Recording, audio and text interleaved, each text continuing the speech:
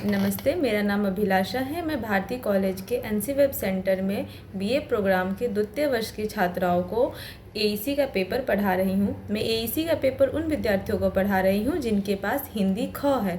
हिंदी ख उन बच्चों को मिलता है जिन्होंने 10वीं कक्षा तक हिंदी विषय की पढ़ाई की है। मैं एईसी का पेपर ए, बी, सी और डी चारों सेक्शन के बच्चों को पढ़ा रही हूँ। और अगर इस पेपर के नाम की बात की जाए तो इस पेपर का नाम है जनसंचार और रचनात्मक लेखन। ये पेपर 2 क्रेडिट का है और इससे 2 लेक्चर हैं। और ये पेपर 2 इकाइयों में विभाजित है। प्रथम इकाई में रचनात्मक लेखन के स्वरूप हैं, तो द्वितीय इकाई में विविध माध्यमों के लिए रचनात्मक लेखन कैसे लिखा जाता है इसकी जानकारी है।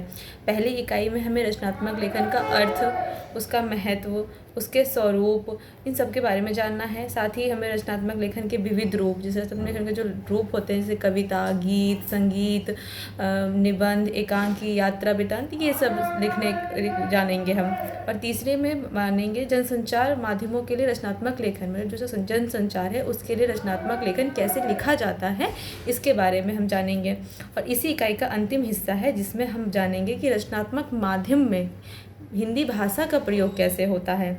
और द्वितीय इकाई की बात की जाए तो विविध माध्यमों के लिए रचनात्मक लेखन कैसे लिखा जाता है उसके बारे में। पहले है कि प्रिंट माध्यम के लिए लेखन, कि प्रिंट माध्यम की जो है उसके लिए रचनात्मक लेखन कैसे लिखा जाए, जिसमें साक्षात्कार आता है, यात्रा के अनुभव आते हैं, इन सब में कैसे लिखा है। वही फिर इलेक्ट्रॉनिक माध्यम के लिए लेखन कैसे किया जाता है, जैसे टीवी, रेडियो, इन सब के लिए कैसे लेखन किया जाता है, इसकी जानकारी हमें बच्चों को देनी है। और इसी का सबसे अंतिम हिस्सा है विज्ञापन लेखन, कि विज्ञापन कैसे लिखा जाता है कि वो प्रभावी हो, उसके स्लोगन कैसे बनते हैं, इन सब के बारे में हमें इस पूरे में बताना है। तो इस तरह ये पाठ्यक्रम 2 इकाइयों में है और इन दोनों के माध्यम से हम बच्चों में रचनात्मक लेखन के बारे में एक सामान्य तरीके से जानकारी देनी है। धन्यवाद।